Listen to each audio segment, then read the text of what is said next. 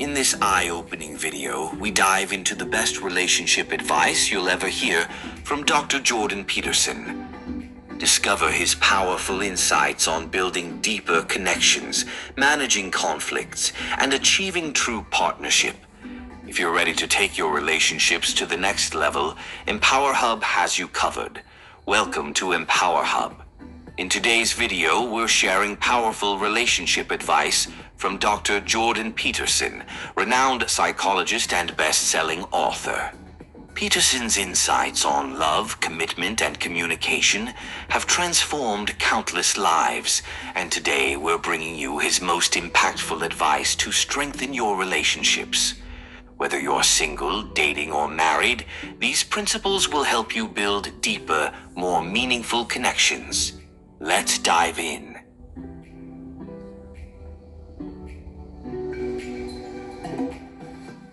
Enthusiasm and confidence. And of course, that's going to depend to some degree on your level of maturity. I think that you should know someone well enough so that you know if you can negotiate with them, and so that you have started to formulate a vision of your joint future that you can both look forward to with enthusiasm and confidence. And of course, that's going to depend to some degree on your level of maturity, but that means you've considered such things as, do you have a sufficient number of joint interests, and are you oriented in the same direction with regards to how you're going to handle your joint careers and the possibility of children, and the manner in which you're going to interact with your in-laws. And you have to start considering your life together from the perspective of practicality and economics, I would say. So it can't just be that massive erotic attraction that's associated with love. Although I think that's extraordinarily important, and you're unbelievably fortunate if you have that, and you should do everything you can to maintain it, and that takes effort. That takes real effort and will. But you need to ally that with maturity and intelligence. And the maturity and intelligence is, okay, we're going to put our lives together. What's that going to look like at the level of detail? How are we going to handle our finances? Where are we going to live? What are our joint plans going to be? If you want to set up a household with someone, then there's a lot of things that you need to get straight, and you either do that by bringing your unconscious assumptions to bear on the situation and perhaps clashing where they don't match, or you sit down like a conscious and aware and articulate couple and start to negotiate what your joint responsibilities are going to be. And so that would be, well, who's responsible for the meals and when, and what are you going to eat, and who's going to get groceries, and who's going to pay the bills, and who's going to do which part of what household chores there are to do, and how is that going to be laid out fair. And so you should get to know the person that you're with well enough so that you can start discussing the real practical issues of life and determine whether or not you're capable of negotiating that. Unless you've really made a commitment to someone, like a lifetime commitment, and that's a serious commitment, one that you're not going to back out of. You're not going to take the relationship with the seriousness that's necessary to make it of the highest possible quality and sustainability across the course of your life. And it's really important that it is of that high quality and sustainability, because the relationship, especially when it starts to produce children, is a machine, let's say, a machine that you jointly operate, that adds immensely to the quality of your life and the depth of your life.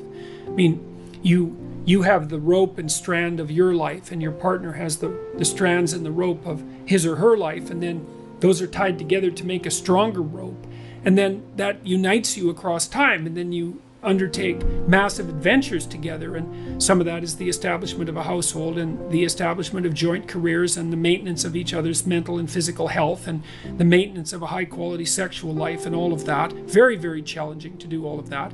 And then the joint production and care of children, which, don't be thinking that you can't organize your life when you have children. The thing about modern people is that they're terrified of children. And it's because they regard children as if they're miniature tyrants. And they can be, of course, because anyone will tyrannize over you if you allow them to. Perhaps not anyone, but virtually anyone.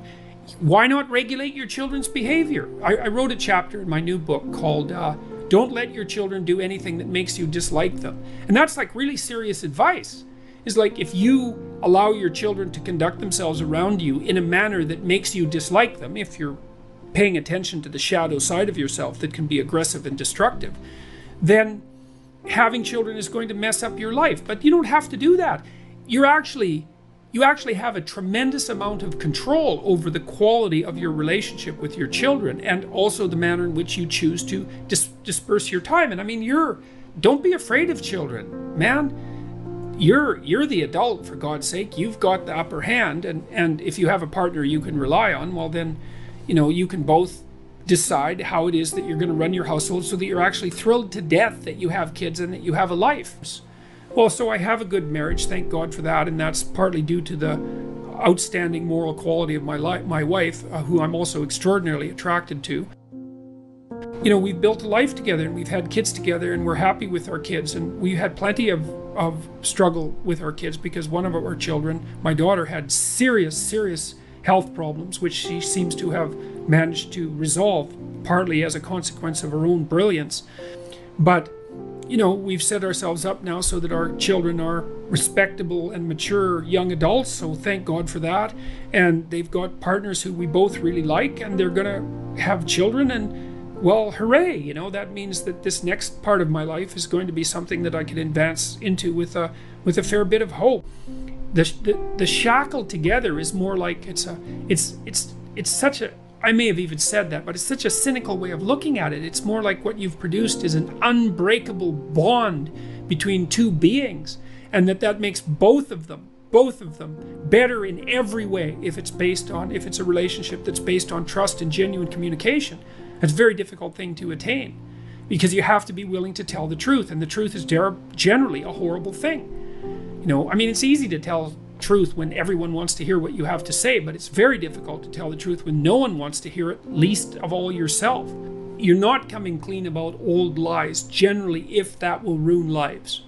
And I don't think you forgive yourself precisely and focus on living truthfully in the future. You focus on living truthfully in the future, and perhaps you don't forgive yourself exactly. That doesn't mean you pound yourself into the ground with guilt, but if you have done things in the past that were reprehensible and that would destroy lives if were brought to light, then you should, I think that generally speaking, you should do everything you can to limit the spread of damage as you attempt to move truthfully into the future. You should get to know someone long enough to know that you too can tell the truth with each other, communicate, and negotiate, because the most important part of a relationship is the fact that you can tell each other the truth and negotiate.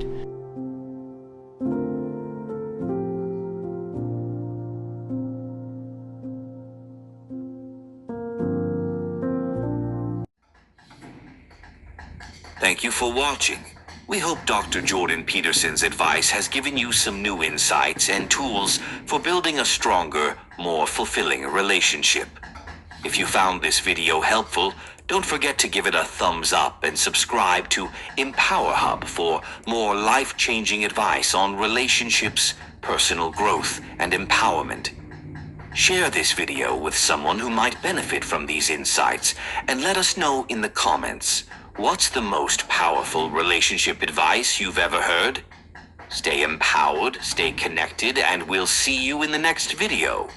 Until then, keep growing and creating the life you deserve. Don't miss out, subscribe, and turn on the notification bell so you never miss an update from EmpowerHub.